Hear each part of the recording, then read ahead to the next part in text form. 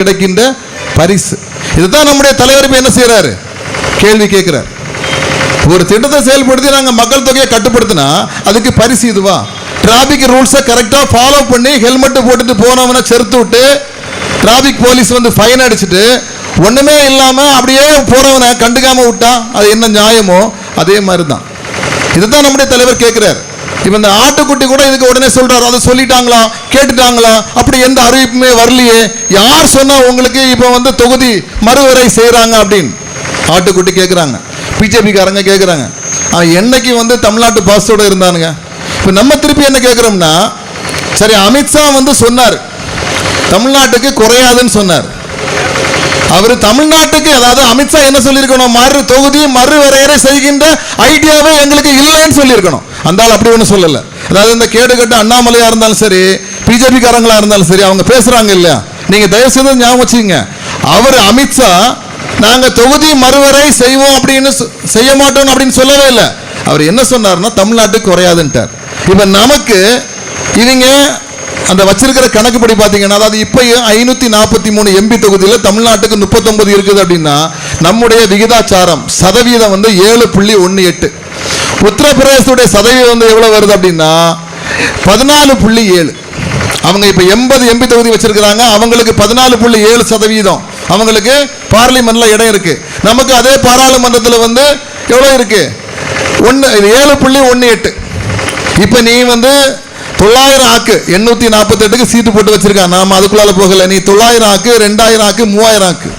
தமிழ்நாட்டுக்கு இதே கணக்கு தான் வரணும். இப்ப 846 சீட்டு அவன் போட்டு வச்சு கொடுக்குறான் அப்படின்னா தமிழ்நாட்டுக்கு 63 சீட்டு வரணும். உத்தரப்பிரதேசத்துக்கு 124 சீட்டு வரும். கொடுப்பானா? இப்ப என்ன செய்வாங்க அப்படின்னா, டெக்னிக்கலா தமிழ்நாட்டுக்கு இருக்கக்கூடிய 39 ஒரு 10 கூட்டுவான். ஒரு 10 கூட்டி 49 இல்லைன்னா 50 தமிழ்நாட்டுக்கு கூட்டி இருக்கும்னு சொல்லுவான். ஆனா உத்தரப்பிரதேசத்துக்கு என்ன பண்ணிடுவாங்க, நேர 143 ஆக்கி விட்டுருவாங்க. அப்ப தென் மாநிலங்களுடைய, தமிழ்நாடு உட்பட தென் மாநிலங்களுடைய தயவு இல்லாமலே யாருக்கொரு உத்தேசம் வரைவு பட்டியல் வந்திருக்கு.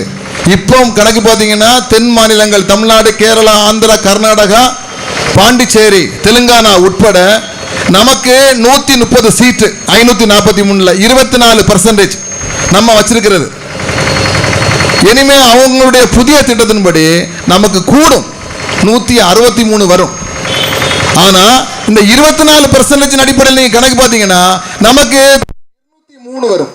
அப்ப 846ல இவங்க நமக்கு அந்த 163 மட்டும் தந்தா, உண்மையிலே சொல்றேன், தென் மாநிலங்களின் ஆதரவு இல்லாமலே பாஜக என்ன செய்திரும், சுகமா அங்க போய் ஆட்சியில் உட்கார்ந்துருவான். அவன் உத்தரப்பிரதேசத்தில் உள்ள சீட்டை அவ்வளோத்தையும் வாங்கினா போதும், குஜராத் சீட்டை அவ்வளோத்தையும் வாங்கினா போதும், மகாராஷ்டிரா சீட்டை அவ்வளோத்தையும் வாங்கினா போதும், ஆட்சியில் உட்கார்ந்துருவான். தென் மாநிலங்கள் தேவையே இல்லை. நீங்க கூட யோசிக்கலாம், அதை எப்படி தென் மாநிலங்களை புறக்கணிக்க முடியும், அது எப்படி நமக்கு தர வேண்டிய நிதி தராம இருக்க முடியும் அப்படின்னு. இப்பவுமே நீங்க பார்க்க தான் செய்றீங்க. தமிழ்நாட்டை ரவுண்டு கட்டி எவ்வளவு தூரத்துக்கு கஷ்டப்படுத்துறாங்க யோசித்து பாருங்க. அதற்கு அதாவது எல்லா மாநிலத்திலையும் உள்ள, இப்ப மகாராஷ்டிராவில் இந்த RSS காரர் ஒரு பேச்சுக்கு தான் சொன்னார், பம்பாயில வந்து ஹிந்தி மராத்தி தேவையில்லை, ஹிந்தி போதுன்ட்டார். ஆனா அந்த மாநிலத்தின் முதலமைச்சர் தேவேந்திர பட்னவிஸ் உடனே என்ன சொல்றாருன்னா, இல்ல மகாராஷ்டிராவில் மராத்தி படிச்சு ஆகணுங்கிறார். இதேதான் நீங்க கேரளாவில் போங்க, தெலுங்கானா போங்க, ஆந்திரா போங்க, எங்க வேணாலும் போங்க, அந்தந்த மாநில சங்கிகள் என்ன செய்வாங்கன்னா மாநில பிரச்சனை வரும்போது அங்கதான் நிற்பான். என்னவோ விசித்திர ஜென்மங்கள் போல இருக்கு. தமிழ்நாட்டு சங்கிகள் மட்டும்தான் தமிழ்நாட்டு பிரச்சனைன்னு வரும்போது நேரம் என்ன பண்றானுங்க, அங்கதான் போய் நிற்கிறானுங்க. மூத்திரத்தை இன்னும் கொஞ்சம் கூடுதலா குடிச்சாங்களா ஒன்றும் தெரியல. இது ஒரு முக்கியமான பிரச்சனை. நமக்கு இப்போதைக்கு எல்லாரும் கேட்டா சொல்லுவான், 39 எம்பி கொடுத்துருக்கிறோம், 40 எம்பி கொடுத்துருக்கிறோம், நீங்க என்ன செய்யறீங்க அப்படின்னு. நம்ம போராடாத போராட்டம் இல்லை, நம்ம என்னெல்லாம பண்ணி பார்க்கிறோம், ஆனா கொஞ்சம் கூட அசங்க மாட்டேங்கிறாங்க. அப்படி இருக்கும்போது நம்முடைய தொகுதிகள் குறைந்தால் நம்ம நிலைமை என்ன ஆகும் அப்படிங்கிறத நீங்க யோசித்து பாருங்க. அதுதான் நம்முடைய தலைவர் இப்ப என்ன செய்திருக்கிறார் அப்படின்னா, வருமுன் காப்போம் அப்படிங்கிற திட்டத்தின்படி இவன் கொண்டு வந்தது பிறகு என்ன செய்ய முடியாது, நம்ம போராடி ஒன்றும் ஆக போறதில்லை. அதனால அதற்கு முன்னாலேயே அவன் திட்டமிட்டு காய் நகர்த்தி வருவதற்கு முன்னாலேயே எங்களுக்கு அந்த 7.18% இடஒதுக்கீடு கரெக்டா, அந்த விகிதாச்சாரம் நீ எவ்வளவு கூட்டினாலும் சரி அது கரெக்டா எங்களுக்கு வந்திருக்கணும். தமிழ்நாட்டினுடைய உரிமைகள் என்ன செய்யணும், நிலைநிறுத்தப்படணும்.